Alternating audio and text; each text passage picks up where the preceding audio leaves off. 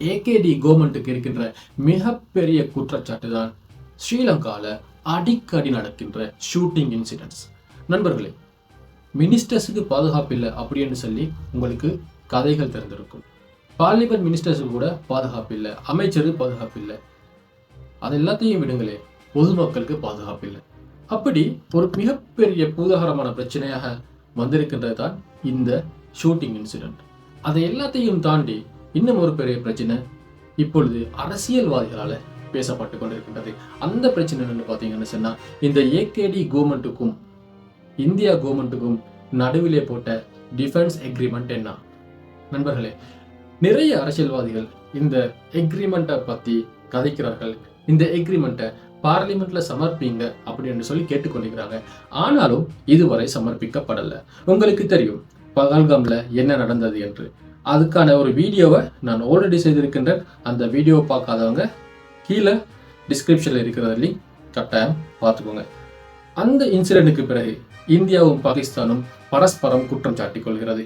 அந்த குற்றச்சாட்டுல இந்தியா என்ன செய்யுதுன்னு சொன்னா, அவர்களுடைய ஹெவி வெஹிக்கல்ஸ் அதாவது வெப்பனரிஸை போர்டருக்கு அனுப்புது. அதே டைம்ல பாகிஸ்தானும் அவங்களோட வெப்பன்ஸை போர்டருக்கு அனுப்பிக்கிறாங்க. இந்த டைம்ல எந்த நேரத்துல வேணாலும் யுத்தம் தொடங்கலாம். அப்படி ஒரு பதற்றமான சூழ்நிலையில் இருக்கின்றோம். இந்த பகல்காம் தாக்குதலுக்கு பாகிஸ்தான் தான் காரணம் என்று சொல்லி மோடி அரசாங்கம் சொல்லுது. அதற்கு பாகிஸ்தான் கவர்மெண்ட் என்ன சொல்லுதுன்னு சொன்னா, முடிந்த ஆதாரத்தை காட்டுங்க அப்படின்னு சொல்லுது. தாக்குதல் நடந்து 3 நாள் ஆகின்றது நண்பர்களே. இதுவரைக்கும் இந்த தாக்குதலை யார் நடத்தினாங்க என்பதை பற்றி தெரியல.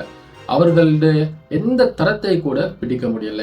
இதுவரைக்கும் இப்பொழுது நான் இந்த வீடியோ ஷூட் பண்ணி கொண்டிருக்கிற நேரம் வரைக்கும் யாரையும் அரெஸ்ட் பண்ணல. நண்பர்களே, கிட்டத்தட்ட மிகப்பெரிய ஒரு தொலைவு இருக்கின்றது பாகிஸ்தான் போர்டருக்கும் இந்த பகல்காம் என்ற இடத்துக்கும். ஸோ தீவிரவாதிகள் அந்த இடத்துக்கு டூரிஸ்டை தாக்கி விட்டு எங்கேயோ போயிருக்கிறாங்க. ஸோ நிறைய பிரச்சனை இருக்கின்றது. எவ்வளவு பெரிய முப்படையையும் வைத்துக்கொண்டு பெரிய இன்டெலிஜென்ஸையும் வைத்துக்கொண்டு இந்த தீவிரவாதிகள் எவ்வாறு வந்தார்கள்? யார் இவர்களுக்கு உதவினார்? யார் அனுசரணை வழங்கினார்கள்? பாதுகாப்பு அரண்களை தகர்த்து கொண்டு உள்ளே ஊடுருவதற்கு பாதுகாப்பு படையினர் யாருடையும் அனுமதி இல்லாமல் நடைபெற முடியுமா? அப்படி இல்லை என்றால் பாதுகாப்புக்கும் கண்ணிலே படாமல் இவர்கள் எவ்வாறு வந்தார்கள் என்று நிறைய கேள்விகள் இருக்கின்றது. ஆனால் என்னவோ பாகிஸ்தான் கவர்மெண்ட்டுக்கு இந்த குற்றச்சாட்டு போகின்றது. ஆனால் பாகிஸ்தான் கவர்மெண்டோ இதை மறுக்கிறது.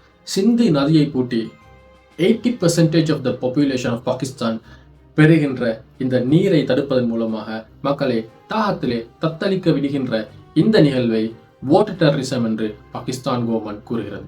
நீங்க நீரை தராவிட்டால் இது ஆக்ட் ஆஃப் த வார் என்று சொல்லி நாங்கள் சண்டை புரிவோம் என்று எச்சரிக்கை விடுக்கின்றது பாகிஸ்தான் அரசு.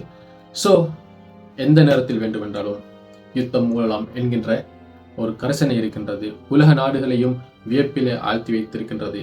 இன்கேஸ் இந்த யுத்தம் நடைபெற்றால் ஸ்ரீலங்கா யார் பக்கத்தில் நிற்பது? உண்மையிலே ஸ்ரீலங்காவுக்கு யார் பக்கத்திலே நிற்க முடியாது. ஸ்ரீலங்காவுக்கு பாகிஸ்தானுக்கு சப்போர்ட் பண்ணவும் முடியாது, இந்தியாவுக்கு சப்போர்ட் பண்ணவும் முடியாது. ஏனென்றால் நண்பர்களே, ஸ்ரீலங்காவிலே மிக நெருக்கடியான கட்டங்களிலே 2 நாடுகளும் எமக்கு உதவி செய்திருக்கின்றது.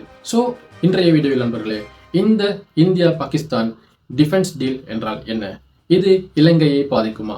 அதே நேரம் ஸ்ரீலங்காவிலே அடிக்கடி ஷூட்டிங்ஸ் நடக்கின்றது. இதற்கான தீர்வு இருக்கின்றதா இல்லையா? மக்கள் எதிர்பார்த்த மாற்றம் நடந்திருக்கின்றதா இல்லையா? மக்களின் வாழ்வாதாரத்துக்கான இந்த பிரச்சினை குறைந்திருக்கின்றதா இல்லையா? பிடிஐ மூலமாக ஒரு இளைஞன் கைது செய்யப்பட்டார். அதன் பின்னணி என்ன? உண்மையிலே எதற்காக கைது செய்யப்பட வேண்டும்? இதே போன்ற நிறைய பிரச்சனைகளை நாங்கள் இன்றைக்கு வீடியோல பார்க்க போறோம். வாங்க வீடியோக்குள்ள செல்லலாம்.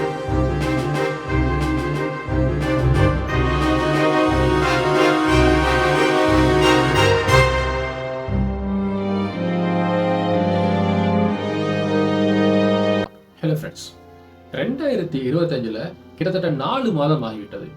டேன் பிரசாதுடைய கொலையோட கிட்டத்தட்ட 27 ஷூட்டிங் இன்சிடென்ட் ஸ்ரீலங்காவில் நடைபெற்று இருக்கிறது. அதே நேரத்தில் நண்பர்களே, ஜனவரி 1 இருந்து நீங்க பார்த்தீங்கன்னு சொன்னா சிறு பிள்ளைகள் கூட இந்த ஷூட்டிங்கால பாதிக்கப்பட்டிருக்கிறாங்க, கொலை செய்யப்பட்டிருக்கிறாங்க.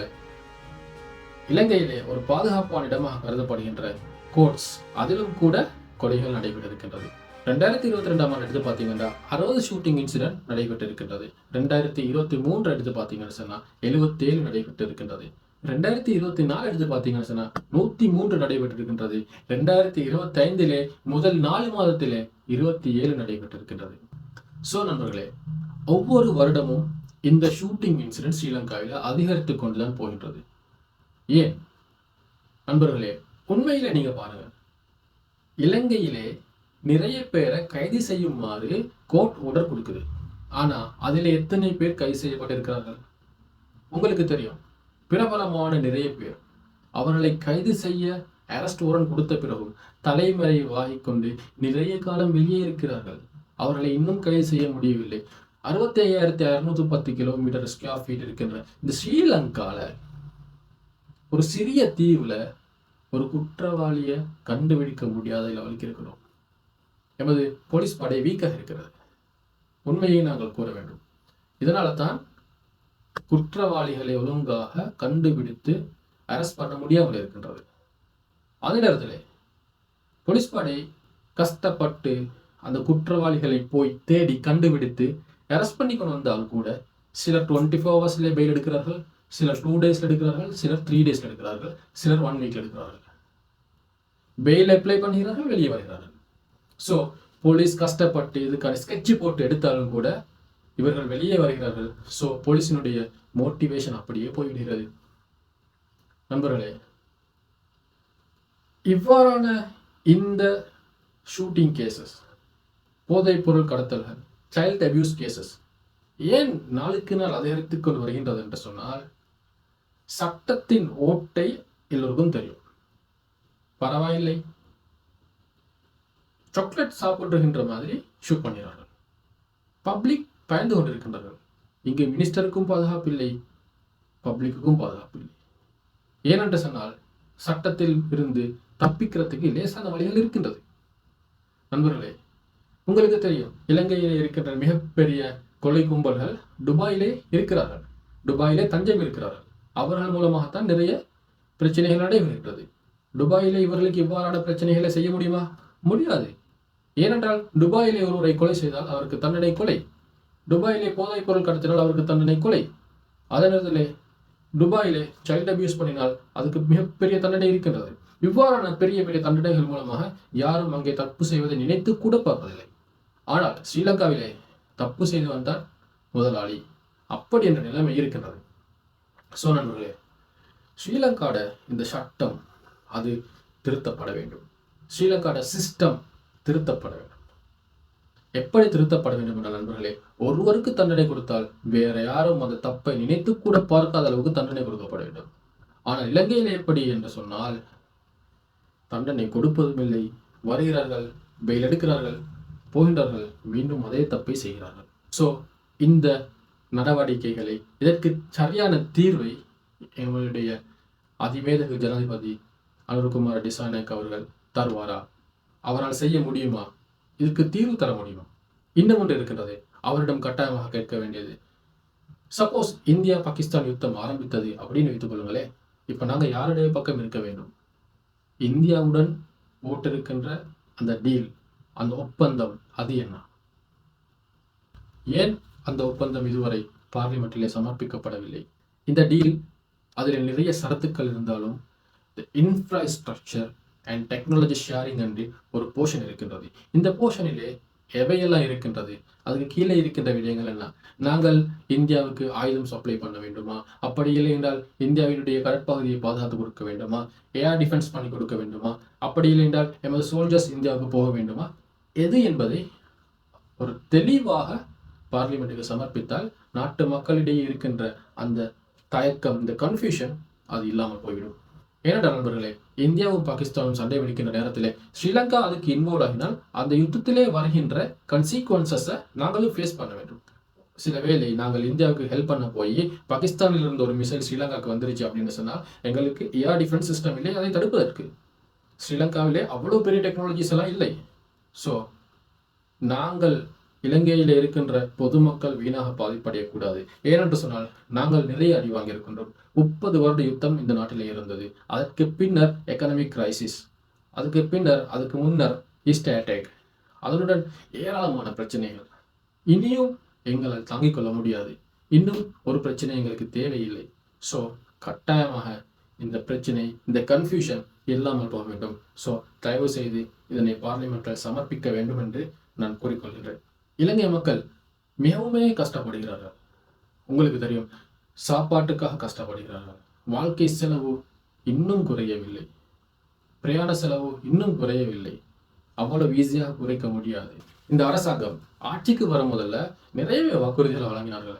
அவர்கள் ஆட்சிக்கு வந்த பின்பு வாழ்க்கை செலவு அப்படியே குறைந்து விடும் என்றார்கள். நிறைய வரிகளை நீக்குவதாக கூறினார்கள். ஆனால் எதுவுமே நடக்கவில்லை. நாடு முன்னேறும் எவ்வளவு கதை சொன்னார்கள், ஆனால் நடக்கவில்லை. ஆனால் அதை நடத்த முடியாது. Practically impossible. அதை நடத்துவது மிகவும் கஷ்டம். ஸோ வாக்குறுதிகளை அள்ளி வீசிவிட்டார்கள், ஆனால் நடத்தவில்லை. நடத்த முடியாது என்பது தெரியும், ஆனால் எல்லோருக்கும் தெரியாது. பாமர மக்கள் இருக்கின்றார்கள் இன்னும் எதிர்பார்த்து கொண்டு. ஸோ எலெக்ஷன் வாக்குறுதிகளை வழங்கும் போது கவனமாக வழங்க வேண்டும். அதே நேரத்தில் பொசிபிளானவற்றை தான் வழங்க வேண்டும். இதுவும் அரசியல் தான் என்று மக்களை ஏமாற்றுவது அல்ல. ஆனால் இவற்றை நடத்த முடியாது, இவற்றை செய்ய முடியாது என்று தெரிந்திருந்தும் பொய்களை கூறி ஆட்சிக்கு வருவது அவ்வளவு நல்லமில்லை. அதே டைம்ல நண்பர்களே, ஸ்ரீலங்காவோட கடன் கிட்டத்தட்ட 106.67 பில்லியன். ஸ்ரீலங்கா மிகப்பெரிய கடனில் இருக்கின்றது. ஸோ இவற்றை நாங்கள் திருப்பி செலுத்த வேண்டும். பப்ளிக் கடன், இன்டர்னல் ஸ்ரீலங்கா உள்ளே இருக்கின்ற பேங்க்ஸ்ல இருந்து எடுத்திருக்கிறார்கள். ஸ்ரீலங்காக்கு வெளியே இருக்கின்ற இடங்களிலே இருந்து எடுத்திருக்கிறார்கள். இந்த எல்லா கடனும் சேர்ந்து மிகப்பெரிய ஒரு வட்டாரம், ஒரு பெரிய கடனாக இருக்கின்றது. இந்த கடன், வாழ்க்கை சுமை எல்லாவற்றையும் வைத்துக்கொண்டு நாங்கள் இன்னும் ஒரு பிரச்சனையை இழுத்து கொண்டால் ஏற்கனவே அடி வாங்கி இருக்கின்ற இந்த நாடு, அதாவது மரத்தால் விழுந்தவனை மாடு குற்றுகின்றது போல ஆகிவிடும். ஸோ இந்த டிஃபென்ஸ் ஒப்பந்தம் என்ன என்பதை கட்டாயமாக நாங்கள் எல்லோரும் தெரிந்து கொள்ள வேண்டும். இலங்கையிலே வாழ்க்கை சுமை குறைந்தவாறு இல்லை. அதே நேரத்தில் டெவலப்மெண்ட் என்று பெரிதாக எதுவுமே நடக்கிற மாதிரி விளங்கவும் இல்லை. ஏதோ ஒரு மந்தமாயின்ற ஒரு மாதிரியான ஒரு ஃபீலிங் தான் இருக்கின்றது. அந்த டைம்ல ஸ்ரீலங்காவில் ஒரு இளைஞன் ஒரு ஸ்டிக்கர் ஒட்டினார் என்பதற்காக PTI, prevention of terrorism act மூலமாக கைது செய்யப்படுகிறார். நண்பர்களே, இதை பற்றி நான் ஏற்கனவே பேசுவதற்காகத்தான் இருந்தேன், ஆனால் எனக்கு டைம் கிடைக்கவில்லை. இந்த ஆக்ட் மூலமாக இவர் ஏன் கைது செய்யப்பட்டார் என்பது இதுவரைக்கும் யாருக்கும் தெரியாது. நண்பர்களே, இலங்கையிலே லோக்கல் டெரரிசம் இருக்கிறது. ஷூட்டிங் கேசஸ் ஏராளமாக நடக்கிறது. ஷூட் பண்ணுகிறார்கள், கொலை செய்கிறார்கள், வெப்பன்ஸை கையில் வைத்துக் கொண்டிருக்கின்றார்கள், போதைப் பொருள் கடத்துகிறார்கள். இவர்கள் யாரையுமே இந்த பிடிஐ மூலமாக கைது செய்வதில்லை. ஆனால் ஒரு ஸ்டிக்கர் அடித்தவரை மட்டும் கைது செய்கிறார்கள். ஸோ இதோட மீனிங் என்ன, இதோட டபுள் ஸ்டாண்டர்ட் என்ன என்பதை கட்டாயமாக எல்லோரும் தெரிந்து கொள்ள வேண்டும். இலங்கையின் ஆட்சியை இலங்கையர்கள் தான் தீர்மானிக்க வேண்டும். இலங்கை ஆட்சியை அமெரிக்கா எம்பசி தீர்மானிப்பதும் இல்லை, இஸ்ரேல் எம்பசி தீர்மானிப்பதும் இல்லை, அமெரிக்கா தீர்மானிப்பதும் இல்லை, இஸ்ரேல் தீர்மானிப்பதும் இல்லை. இலங்கை ஆட்சியை இலங்கையர்கள் தான் தீர்மானிக்க வேண்டும். நண்பர்களே, இந்த பிடிஐயை ஒழிப்போம் என்று சொல்லி பிடிஐக்கு எதிராக இருந்த எங்களுடைய தலைவரே தலை குனிந்து சைன் போடுகின்ற அளவுக்கு எமது நாடு இந்த ஆட்சி மாதிரி இருக்கின்றது. இது ரொம்பவே பேட். எங்கிருந்து கோல் வந்தாலும், எந்த எம்பசியிலிருந்து அழுத்தம் வந்தாலும் அந்த அழுத்தங்களுக்கு தலை குனியாமல் ஒரு இறையாண்மையை மெயின்டைன் பண்ணுகின்ற ஒரு இறையாண்மை உடைய ஒரு தலைவராக ஒரு நாடாக இலங்கை இருக்க வேண்டும். ஒரு சுயாதீனமான அரசாங்கமாக இருக்க வேண்டும். இலங்கையில் இருக்கின்ற மக்களுக்கு பாதுகாப்பில்லை. நாட்டிலே ஏராளமான பிரச்சனைகள் இருக்கின்றது. இன்னும் தீர்வுகள் எட்டப்படவில்லை. ஸ்ரீலங்காவிலே எஜுகேஷன் சிஸ்டம் மாற்றப்பட வேண்டும். அதே நேரத்தில் ஸ்ரீலங்காவில் எக்கனாமிக் சிஸ்டம் மாற்றப்பட வேண்டும். ஸ்ரீலங்காவிலே பிஸ்னஸுக்கான நிறைய வழிகள் ஓப்பன் பண்ணப்பட வேண்டும். நிறைய வரிகள் போட்டிருக்கின்றார்கள். ஒரு பிஸ்னஸை செய்பவர்கள் எவ்வாறு முதலீடு செய்ய முடியும்? டெக்ஸஸ் அதிகமாக இருக்கின்றது. ஸோ டெக்ஸை குறைச்சி ஸ்ரீலங்காவில் பிஸ்னஸ்க்கான இன்வெஸ்ட்மெண்ட்ஸை கூட்ட வேண்டும். இந்த எல்லா பிரச்சனைகளுக்கும் ஏகேடி கவர்மெண்ட்டுக்கு, அனுர்குமார் டிசான் ஏகேடி தற்போதைய இந்த கவர்மெண்ட்டுக்கு, என்பிபி கவர்மெண்ட்டுக்கு பழி சுமத்த முடியாது. அவர் தான் இதெல்லாவற்றுக்கும் பொறுப்பு என்றால் அது பொய்யான கதை. ஏனென்று சொன்னால் இவர் ஜஸ்ட் 7 months நண்பர்களே. ஆனால் இப்பொழுது ரிமோட் கண்ட்ரோல் கையில் யாரிடம் இருக்கின்றது? ஏகேடியிடம். ஸோ இவற்றை எல்லாவற்றையும் தீர்த்து இதுக்கான தீர்வை தருவாரா இல்லையா என்பதை எங்களுக்கு தெரியும், உங்களுக்கும் தெரியும். இவர் இதற்கு தீர்வுகளை தருவது மாதிரி உங்களுக்கு விளங்குகின்றதா இல்லையா? இவரை நம்பி அடுத்த எலெக்ஷனிலும் ஓட் பண்ணலாமா, முடியாதா? ஏற்கனவே பார்லிமெண்ட் எலெக்ஷனிலே எல்லோருமாக சேர்ந்து ஓட் பண்ணினோம். இவருக்கு பெரும்பாலும் மெஜாரிட்டியை கொடுத்து 2/3 கொடுத்து நாங்கள் ஒரு மிகச்சிறந்த ஒரு பார்லிமெண்ட்டை வழங்கியிருக்கின்றோம். இவருடைய நிறையவே நல்ல விடயங்கள் இருக்கின்றன. நான் நல்ல விடயம் எதையும் சொல்லவில்லை. சேலஞ்ச் என்னென்னலாம் சேலஞ்ச் இருக்கின்றது, என்னென்னலாம் கிரிட்டிசிசம் இருக்கின்றது. இவர் இந்த கிரிட்டிசிசம் எல்லாவற்றையும் இந்த சேலஞ்சை வெற்றி கொண்டு வருவாரா இல்லையா? உங்களுடைய வாக்கு இந்த முறை அனுர்குமார் திசாநாயக்கனுடைய கவர்மெண்ட்டுக்கு நீங்கள் போடுவீர்களா இல்லையா? கட்டாயமாக கீழே கமெண்ட்ல இடுங்க. மீண்டும் ஒரு வீடியோவில் சந்திப்போம். நன்றி.